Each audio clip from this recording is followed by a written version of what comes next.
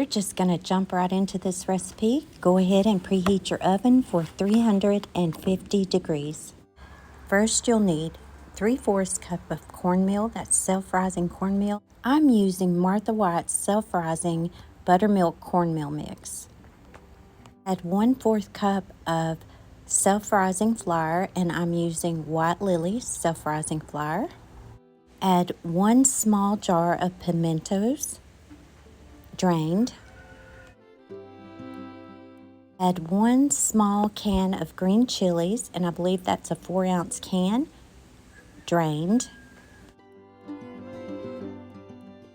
Add 1 12-ounce can of cream-style corn.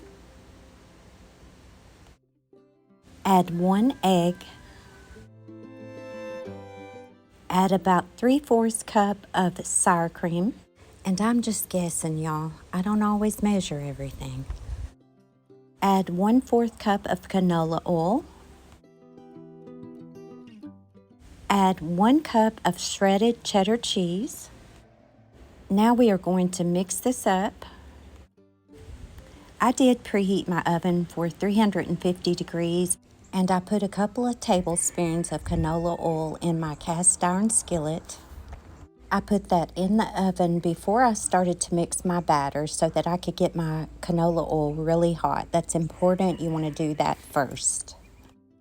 Now let's pour our batter into that hot skillet. And I like to give mine a shake just to make sure the batter's all nice and even. We're going to let this bake for about 40 minutes, and 40 minutes later, voila, it's done. Y'all, this Mexican cornbread is so good. This cornbread goes so well with just a good old country supper, or you can serve it with soup as well.